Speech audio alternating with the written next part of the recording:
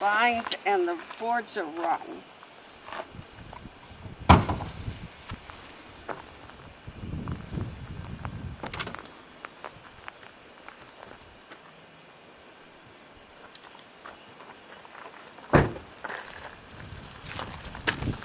We cleaned it out the last 2 summers when James has been here. Let me get behind him. I'm sorry it hasn't been mowed. It should be mowed by now. And this is how you used to get into the bunkhouse. We went that way and on a little porch there that's all.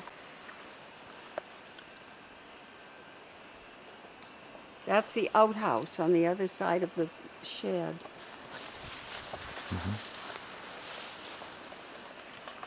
Bin. It's the refrigerator. Kept the raccoons out of the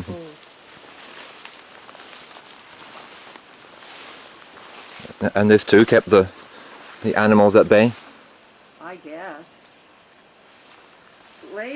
In later years, the Johansens got some propane for their refrigerator. And that's what those tanks were from.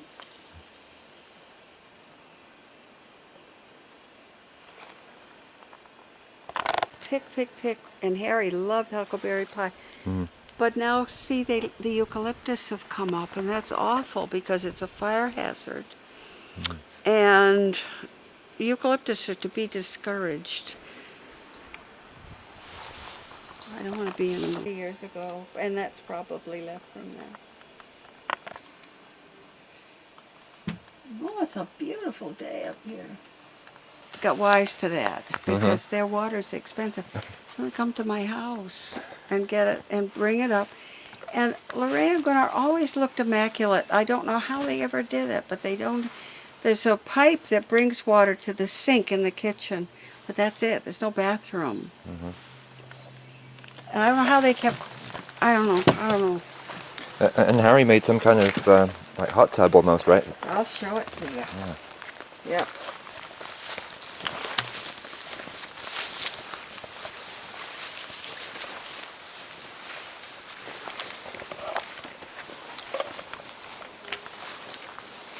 It's called Watsonia. It's what do you call it when something naturalizes? Is that what you call it? Amaryllis in August. And these apple trees, this orchard was planted long before Gunnar bought the place. And he bought it in the middle 30s. Yeah, we planted it. What a mistake. And, you know, he could be very sour and sharp, and he was so smart and so witty that he could, but he was always so nice to me, and I never could figure it out because I was not musical, and he couldn't teach me to play the was that, you know, parlor organ thing? And he was patient with my learning to cook on that old wood stove. I never did that before. And he was very nice about the bamboo. I don't know. It seems that with some women he appeared to be like a misogynist. I mean, but he really admired people who had spunk and had their own lives in the pre-feminist days. So I think it's really black and white for him. Well, his presence, it's interesting. You know, it was also long ago, but I can feel his presence. There's some things that are kind of a shame. The smithy has, you know, it was a blacksmith shop. It had trapdoor in the middle of the living room. And it's all dug out under it. And when Harry swept up and had trash, he just opened the trapdoor and swept it through the hole. So I got down there a few years ago and I found all kinds of stuff. And I found a lot of pages of Genesis of a Music page proofs with his corrections on them. And I wanted it so much to send to the university or to put someplace, you know, where people could see what he was working on. Mm-hmm. But James and said absolutely not, that Lorraine should have it. So it went. He mailed it back to Wisconsin, and now nobody will ever see it. He seems to stay here. He doesn't stay here ever anymore.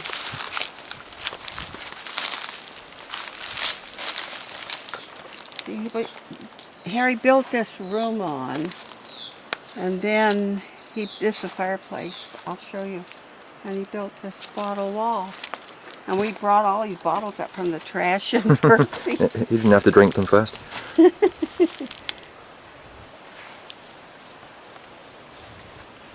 Every now and then somebody breaks one off, and there. And we had a little oriental rug, and we brought the Lahala matting up from our apartment and cut it up and covered the walls with it. And it was so cozy, and we slept here all winter long. John Xander took a picture of this for me, and it's included in the CD of Delusion of the Fury. Jonathan called me up the other night. Oh yeah? Yeah, I hadn't talked to him for a long time. And I was so surprised. Yeah. But he said that Mary, I guess it's her mother, who was ill, and they've been having a lot of trouble. Family problems. I'm not doing anything stupid here. Okay. Well, now I have to explain what's the door. There used to be a very nice railing here. Then it went, and then Harry built a deck that went up from the loft out like that, and he slept outdoors there all the time in the good weather. But the thing kind of collapsed, and so we had a carpenter come and take it away.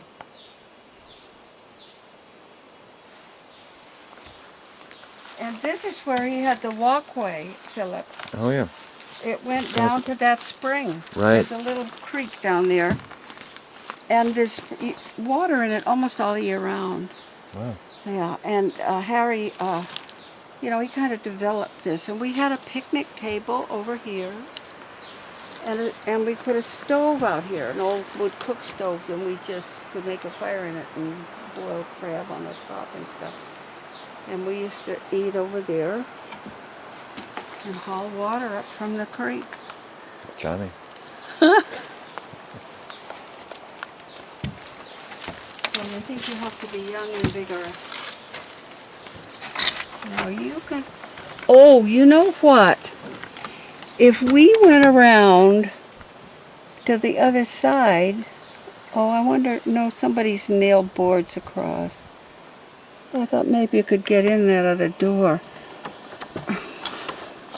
Because I have keys, but I've never been able to get this to work. Opens right up. Well, that one did.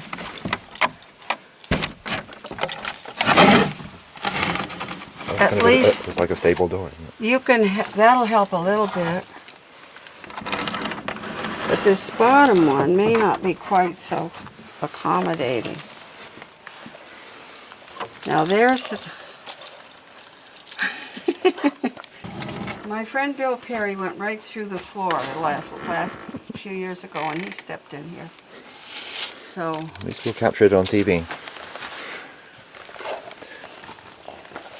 So be careful. And don't take too many deep breaths. Although I think the smithy is more sanitary than the house. Bill Perry and I worry about the hantavirus. It's a perfect environment for it. Now, here we are. That's a settee. Look at the wood rats are all over.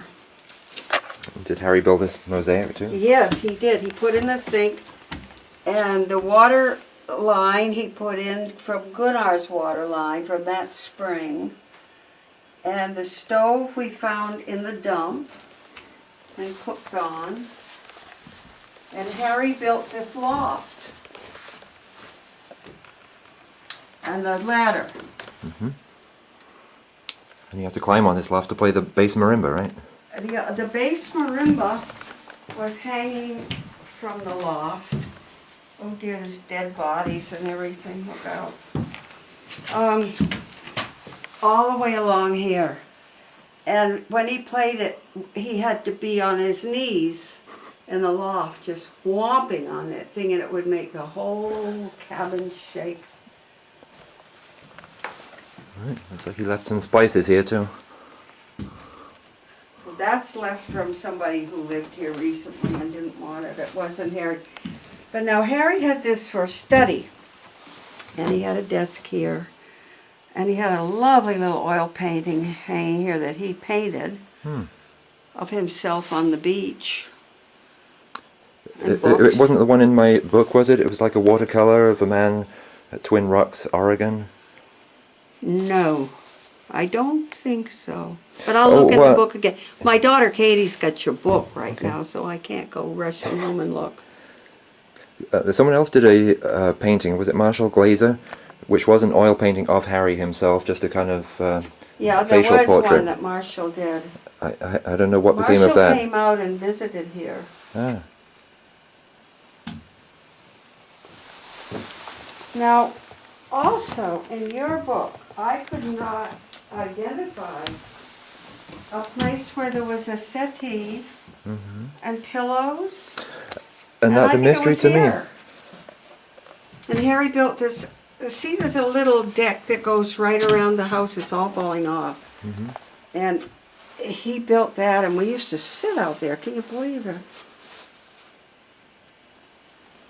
Yeah, I wasn't even sure that that was from here. But I think it was, you know, but it wasn't fixed like that when I came. Was that Harry's old candle holder? I don't know. Maybe not. Maybe Sarah Flowers. She and her husband lived here for a while until they split up. More bottle art here. And he was very crazy. Who was Sarah Flowers?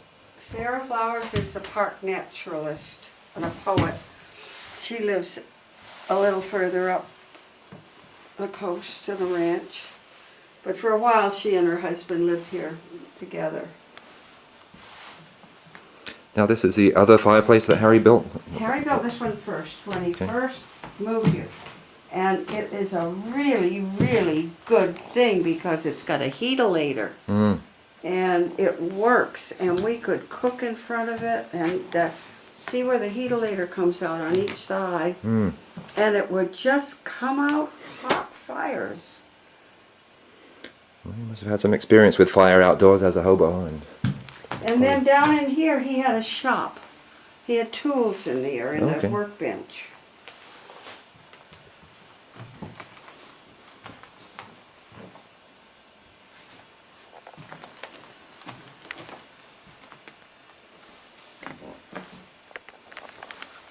There's some kind of bamboo matting here too.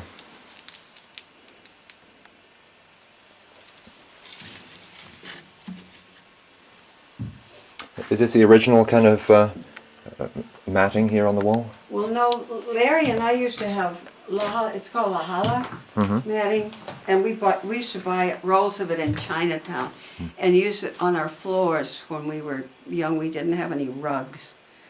So when it got warm, we'd cut it up and bring it up here, and Harry covered the walls with it. I think it's attractive, and my God, it stayed here forever on the walls. Yeah. Been here, what, 40 or 50 Yeah. years? That's right, because there was this other little half door here, wasn't there? Another stable door. Yeah, Harry built that, and it was because we had the deck outside there. Right. And it was like a Dutch door that we could open that for air and keep the animals out. Good idea. Yeah. But now where you're standing, we had the chromelodeon Okay. with the keyboard where I am. And then the bass marimba. And then, can you believe how much we got? All these things here. We had the harmonic cannon and the kithara and the diamond marimba right over there. Is that where they were for the recording as well, which all took place in here? Was a guy called Donald Pippin as well? Was that a friend of Ben's or Harry's? Donald Pittman was a friend of Ben's who came up to work with us. And do you know, I think he still lives in the city. Oh, really? In San Francisco? Yeah. The man who built the old McNamee house over, Vernon McNamee, I think he knows him. Because he told me once that, I think that he knows him. Let's see if we can track him down.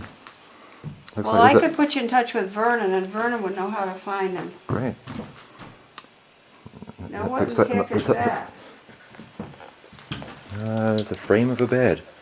Oh, they Mattress. saved the frame. Yeah, we took the mattresses to the dump because the mice have been in there. Very wise. Oh, these are beautiful stones. Did you gather these from here or from the... Down the beach. Down the beach.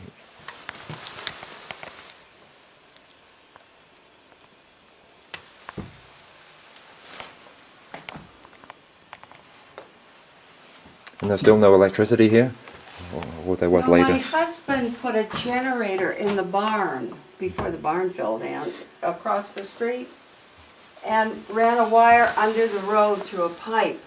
And then you see these things here? My husband put them in so that we could have lights at night.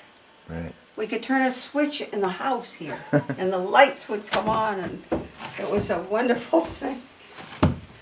Because kerosene lamps aren't, after a while, Yeah. you can't do too much work at night with them. Yeah, Harry was saying what long days they were after hauling water and chopping wood and Yeah. fixing this and that and getting covered in lime from the fire. And then he But expected- now I haven't showed you the plumbing outside that I thought was so ingenious, and it sure saved my life. We kept our dishes here. We had a whole lot of pots and pans and dishes. And this is the cooler. Harry built that. See the ocean. And he would sit on the deck with the binoculars and then tramp down in there, and he never did find us. But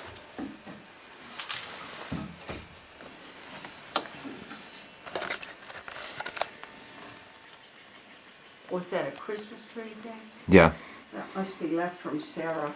Yeah, I don't think Harry was into Christmas. No, he was not. It's over there. See these pipes? Mm-hmm. Well, Harry ran a pipe through the wood cook stove so that when I had the cooking going, it would heat the water. And then we could take a shower in that little place. And there's a shower in there. And I made a shower head out of a coffee can with holes in the bottom. And, oh, watch out. And it was so wonderful. Now you're on the top of the bathtub. So if I lift this up, I can have a bath? Yeah, you can lift it up, I think. It's hinged. Yeah. He Well. tiled it. Oh, wow. And see, these faucets fill the tub. Yeah, it's definitely hinged. Oh, wow.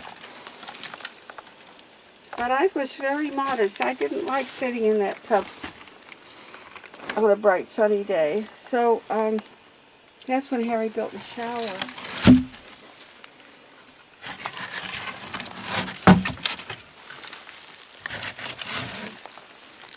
He also did a really cute thing with the deck that was here.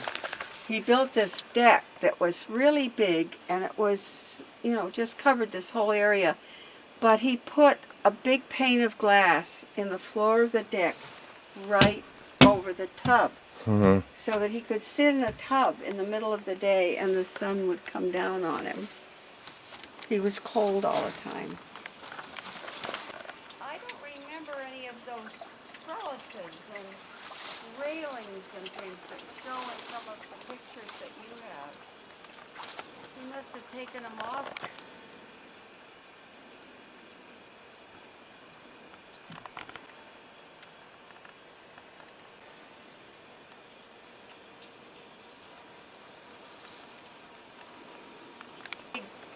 Redwood right there now. It's grown so much. It's good and straight. Oh, I hope nobody cuts them. the smithy is in much sounder shape than the house. Mm-hmm.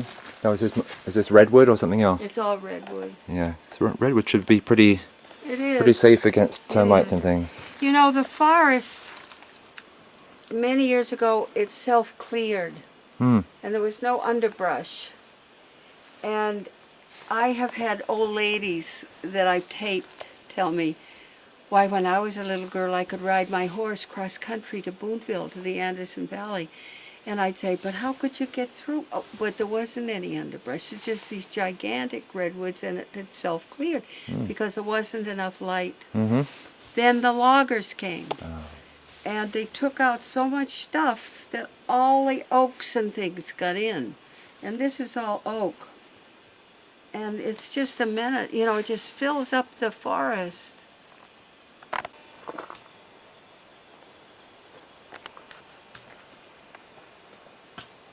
Now I will tell you something else that's interesting. Okay. See these trees here? Mm-hmm. Well, they're dead. Absolutely dead. And a year or a year and a half ago, they were still beautiful tan oaks and very much alive. And there's an oak disease that's just sweeping through California, and it's getting tan oaks. And they died within a month. They were both gone. Mm. And poor old barn. Mm.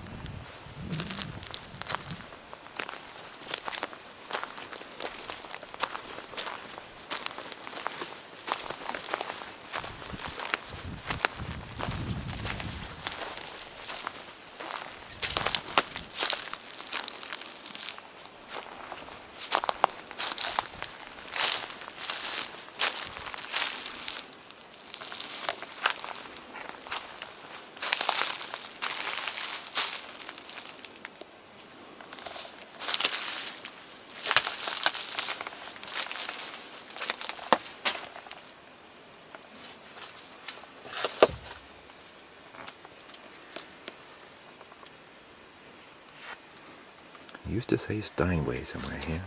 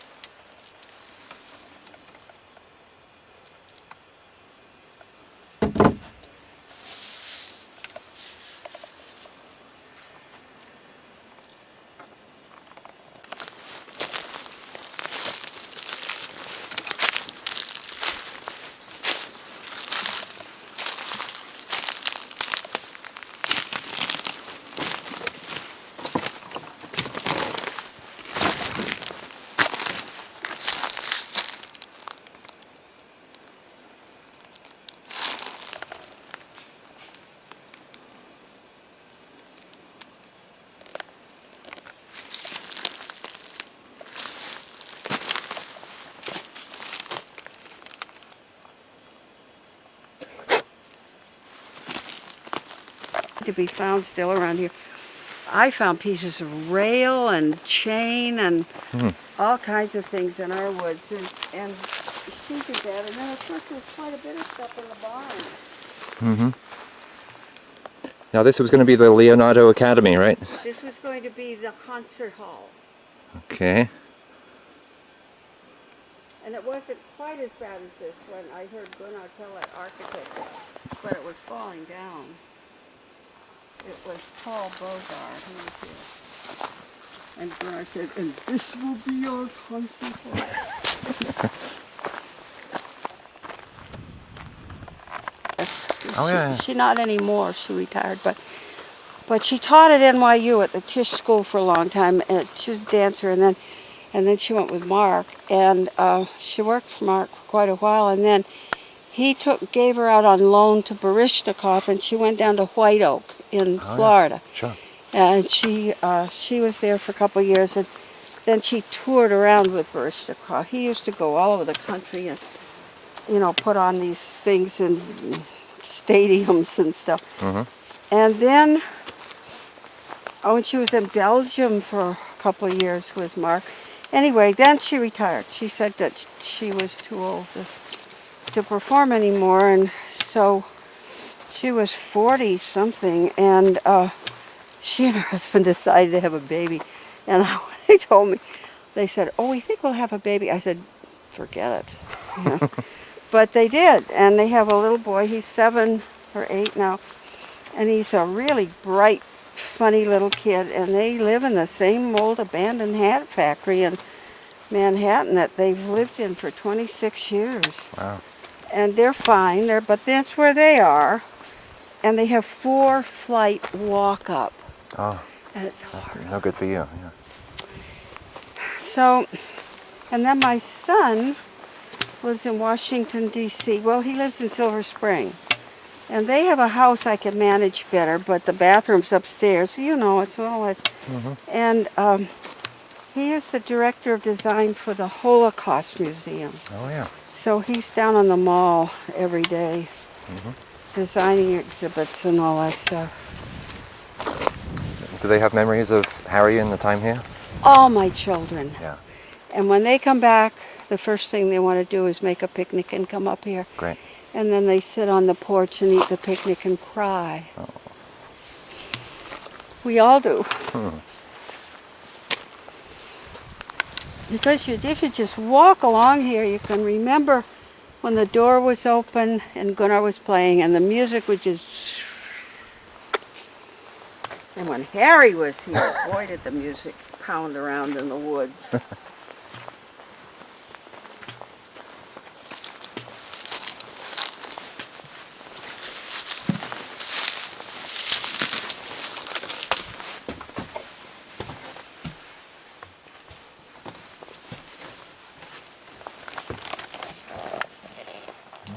We'll never know.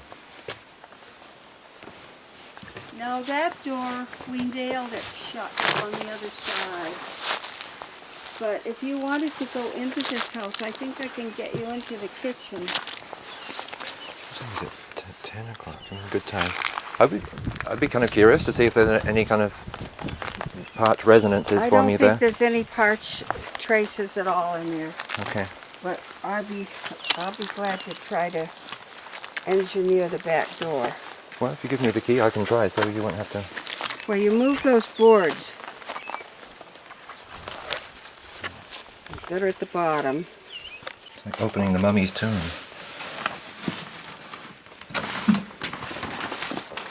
Now... Be careful of dead bodies. Okay. I don't recommend it for you unless you're willing to jump and... No, it's okay. Is it too dark for your camera? Oh, no. Okay. Because we cover everything with that black tarp when we close it up. Yeah, very wise. It's pretty neat in here now. It is. Well, I don't think there's memories of, relics from Harry, but he certainly had many, many evenings here. Mm.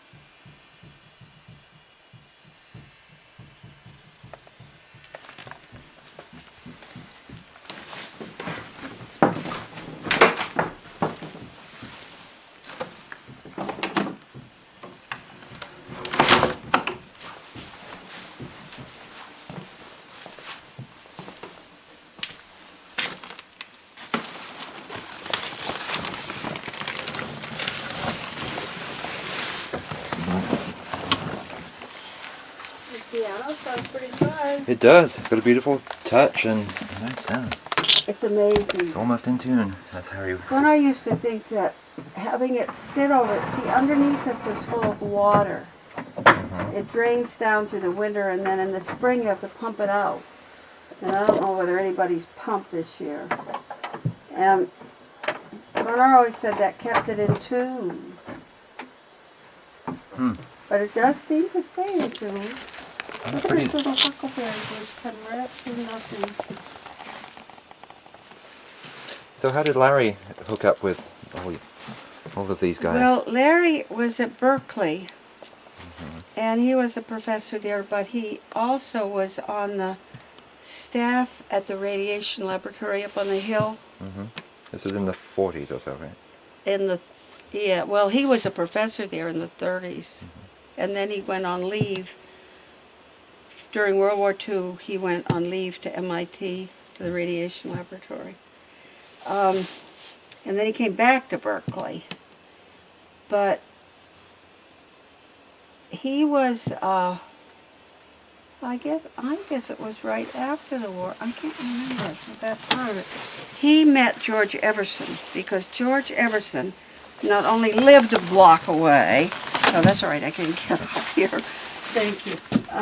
He lived right near us, but he also was the personnel director for the radiation laboratory. Oh. And so Larry knew him. And then Larry broke his neck on the trampoline in the men's gym one day and became quadriplegic. What a dump. It was terrible. For the rest of his life? No, he made a marvelous recovery. He had a wonderful orthopedic surgeon, and well, it was a long story. We won't have to go that route. But he, during the time of his getting well, when he was beginning to walk, and he couldn't drive yet, but he could walk, and he was getting much better. George Everson really was wonderful to him. And he used to take him, this is an easy place, up to the ranch weekends. And that's where Larry met Gunnar. Oh, okay. And I can't remember a week, maybe even a day after that they weren't in touch. They talked on the phone almost every night. They wrote. They were just inseparable. Yeah, and sometimes they fought. And Larry was always interested in music too? Oh, yeah. So Always. Gunnar was into science. Yeah. Always interested in music and very interested in recording problems. That's right, because he lent Harry a lot of tape recorders over the years. Yeah. Oh, my poor car. I've got vapor trails all over it still from the wires. Well, they'll all get fixed. Thank you. They will all be fixed next Thursday.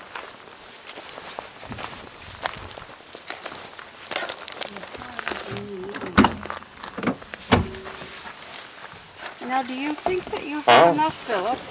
Yeah, that was really amazing. Thank you. Did you know you were coming to such a wreck of a place? Well, I kind of suspected it. But the strange thing is that, first of all, it's not in black and white, of course. You've got that one wonderful slide of Gunnar and Larry next to some azaleas. And that was the first time I'd ever seen a colour picture of this place. And so that in itself is kind of strange. And then the whole scale of it.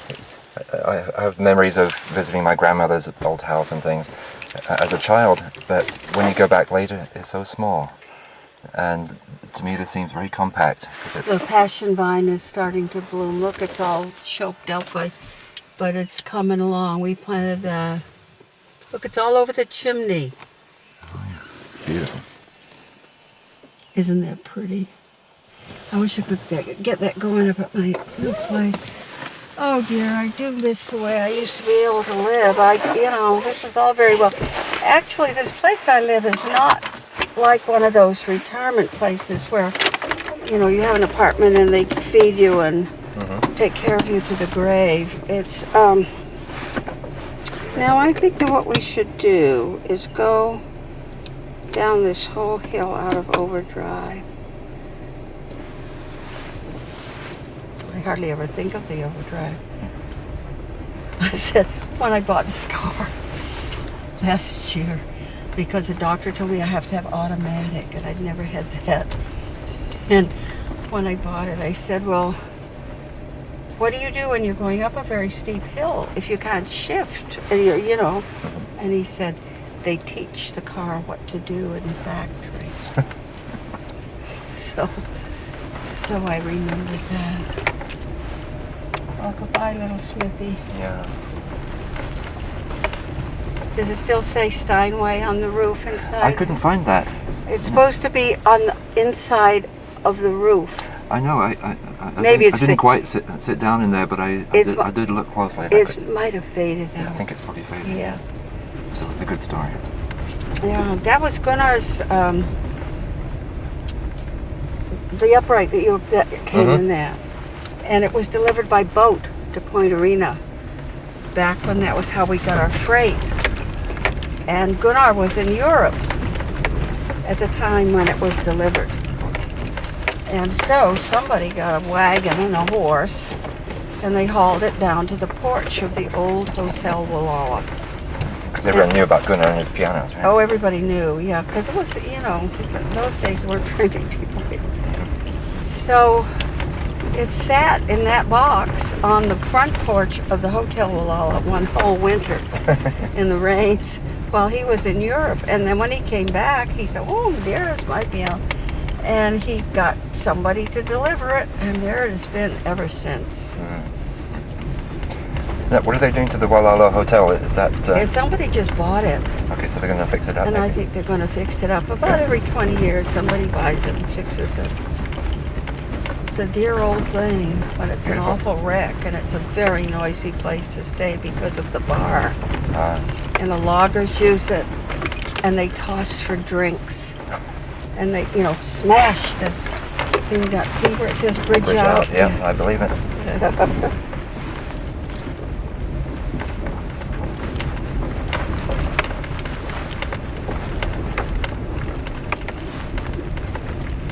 Are you telling me that Larry used to provide undershorts for Harry from the men's gym? He stole them from the men's gym. He lifted them.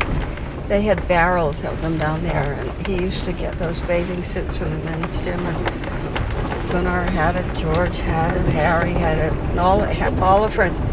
We had a number of people who used to come a lot, and one was a man named Harry Powell, and he was the university glass blower. And my husband came from an age in physics when all physics students had to learn to blow their own glass, and he was interested in all kinds of things like that. He thought, oh boy, he can blow glass, you know, and they became very good friends.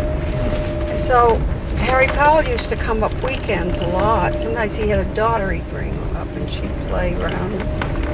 And he was a big help to Harry because he was very handy with his hands, and he knew how to fix a lot of stuff, and you know. Oh, and we had the cloud chamber bowls in there too. Yeah, now did Harry make those or find them, or was that all Larry's Louis doing? Alvarez, I think, liberated them. They were acid jars that were used, that came from some lab in Berkeley, and they were used, the bottoms were used to make cloud chamber bowls when they were tracking cosmic rays in the physics lab.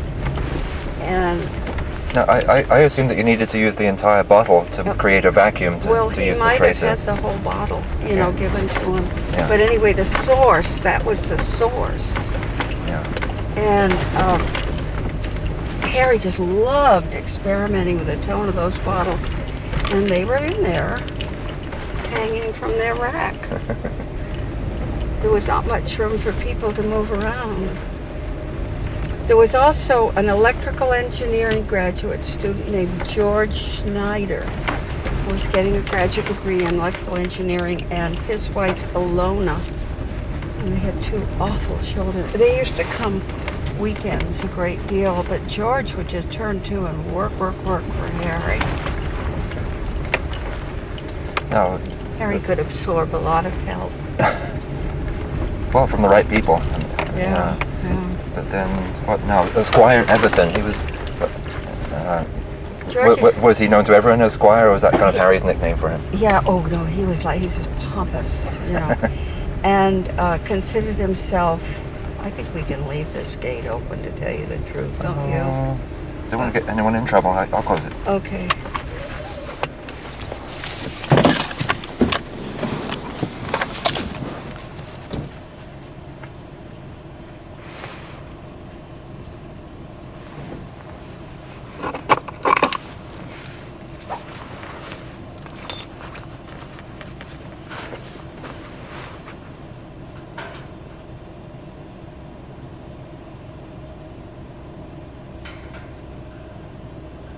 Thank you.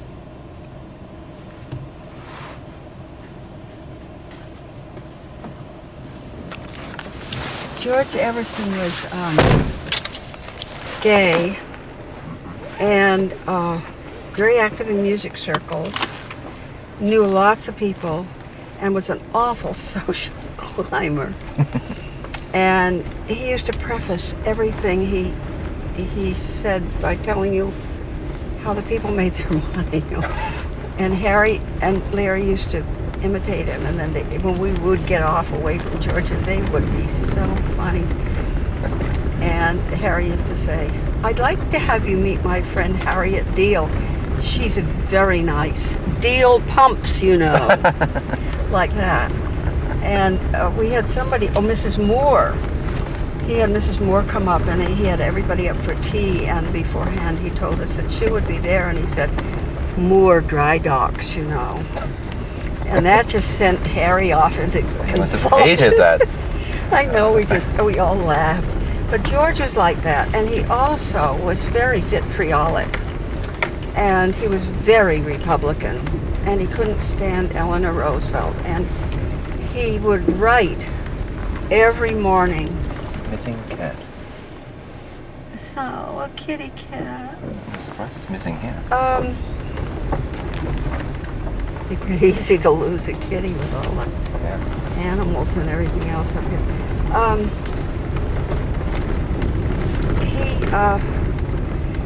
He every morning after breakfast he wrote letters, and he would fire off all these letters. "Dear Mrs. Roosevelt, this has come to my attention." Like Herzog, he wrote letters, but he mailed them. And he liked to threaten to sue people, and he was just awful. And Dale Cutler, who was a musician friend of Gunnar's, a wonderful pianist, a young, much younger guy, built a house where Chris is building now. Dale's house burned down a long time ago. And Dale had a deck on the front of his house, and he could see out over the ocean. And once I went up to see him, and he said, "Lucy, I'm planning something. I'm going to mount a cannon on this deck, and I'm going to shoot George Everson out over the ocean." No wonder Harry hated his little Sunday lunches with the Squire. Oh, yeah. But they were command performances. George would arrive and say, "Well, we're having a tuna fish casserole on Sunday, and you could all be here at 12 o'clock, and we'll have drinks on the terrace," and, And then he would produce this casserole, and he would say, "Didn't I get a good do on this tuna fish?" And he just loved to cook, and he had a wonderful house up there. But one morning, we were all here early in the spring, I think it was. I don't remember. He came down and stuck his head in Gunnar and Lorraine's bedroom window and said, "My house just burned to the ground." Oh. And it did. And so Elmer Ralstad, who had just appeared from Norwich and Hollow, Wisconsin, to visit Gunnar and Lorraine, was hired to rebuild it. Huh? And he built the most beautiful house up there for George on the same footprint. And oh God, it was a beautiful thing. And George paid him $40 a month in room and board. Wow. And for that he built the whole house. Gee. Now we can turn this off again. And it's still up there, and that's the one that's the one that the Mushroom Man has just Mushroom Man, paid yeah. 80-something thousand, 800 and... I hate this place. Everybody goes by so fast. $850,000 for the house and some cabins. Not much acreage, but a beautiful blue water view. Oh well. So what was it like for Harry and the Squire being gay in this kind of isolated area? Well, did their friends from Berkeley come up, or? There was, I can tell you, there was no attraction. Oh, well, yeah. And they were friends of a sort, but Harry had George's number, you know. Yeah. Harry was very sharp, and he had George sized up, and George was very generous in his way, and we all tried very, very hard to keep out from under and not get beholden to George. All of us felt like that. So was there any difficulty in those days? I mean, with Harry and Ben Johnston, I think there was some kind of attraction there, but obviously Betty was in the way. And no, was it all kind of... there were a couple of things that happened, but you know, in those days, people never talked about being gay or who was gay, and when Larry was planning to bring graduate students to work with Harry, he talked it over with Gunnar because we would need to have housing there for them. And Larry said, well, you know, Harry's gay, and we have to keep that in mind a little bit about who we're bringing and how it's going to be. And Gunnar said, nobody in Gualala is gay.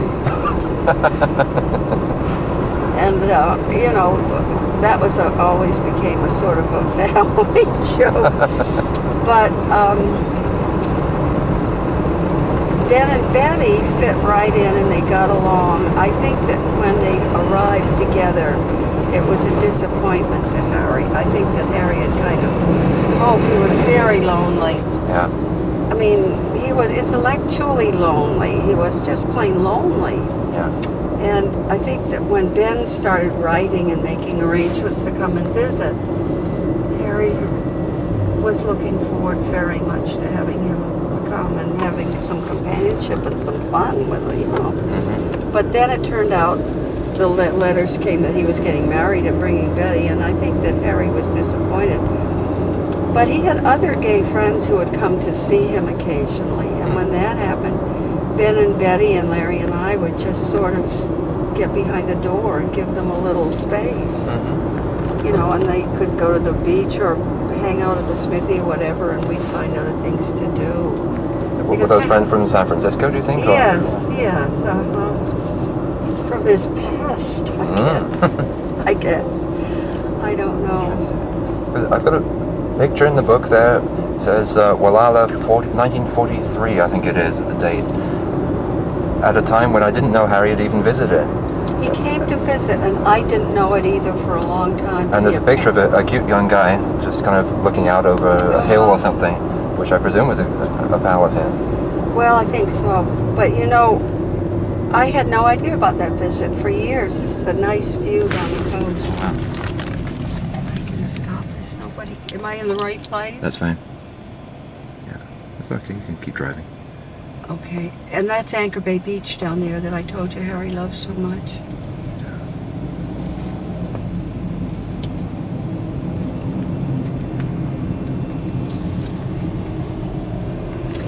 Our little radio station, we have a public, PBS. It's over in the Anderson Valley in Boonville. Well, actually, it's in Philo.